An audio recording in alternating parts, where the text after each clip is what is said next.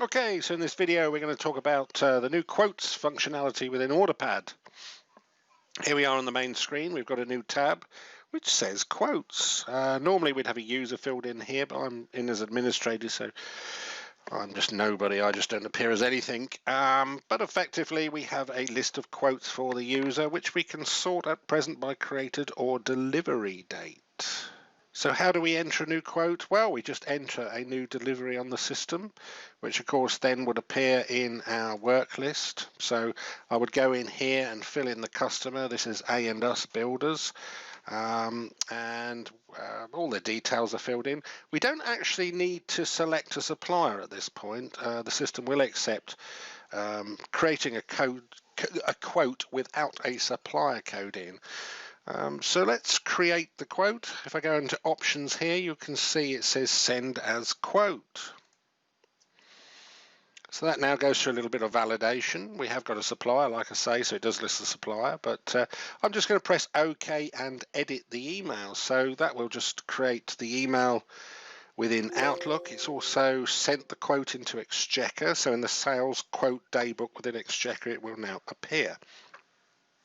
The text that we have on their email, we can actually adjust this, so it doesn't actually have to be the same as the sales and these SRIs that we send out to residential and account customers. We can completely customize that. So that's created a nice PDF representation of our quote. Again, we can customize that using Exchequer's Forms Designer. So that's ready to send. So normally I would send that off, or I could have sent it automatically, didn't need to see the preview as I discussed earlier. So that's now created the quote. It's now popping up with a trigger. So by default it's triggering off to tomorrow, but I'm going to set it for another day in advance. So that's quote 47. Type some text in here. So in a couple of days time that will pop up as an alarm within my alarm system. So I could then ring the customer and try and win that business. As I said earlier, it now appears in the quote list, so I can just double click on there, and obviously it's been taken off the work list because it's kind of processed and in the... Of course, if we went to job search, we would expect to find it in here.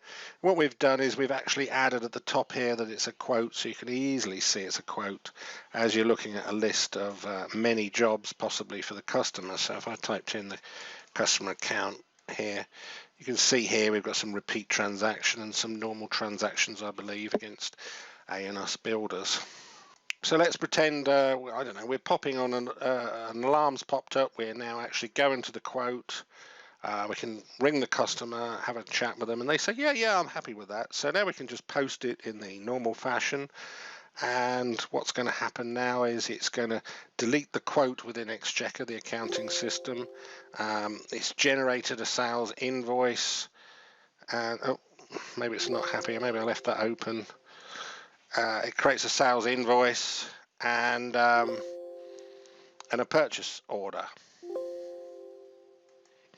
to send to the customer for the business. And it's just asking me here to complete that alarm that we've got in a few days to chase this customer, because the business has now won. And then we can go through the process that we normally do of possibly putting a note against the purchase order, and everything is now, the wheels are set rolling. Next operation would be to actually confirm the order with the supplier in a few hours time to make sure the job's going to get done. So that was a one quote. What happens if we lose a quote? Well, we can go in here and we can just simply press the delete button.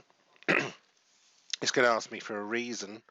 Let's just put went to another supplier. The idea is keep this relatively short. Probably want to list the supplier there, and that's removed that off the quotes book. It's also removed it from Exchequer. But it has actually put it on a report. Okay, so let's just quickly see this report. It's a very simple report. I'm just going to say reports menu, export quotes list. I can send that for the last year, or I could change it with the date and all that sort of business. But I'm just going to press run, and what it's going to do is just going to send a very simple report into Excel. Now the next step, if I really wanted to analyze this, I can just highlight the first row, go to data, click on filter, and that adds all my little filters. So now I can sort, filter it. So if I had multiple users down here, I can basically see all the users, tick them, and analyze what each user's up to and what the state of play is.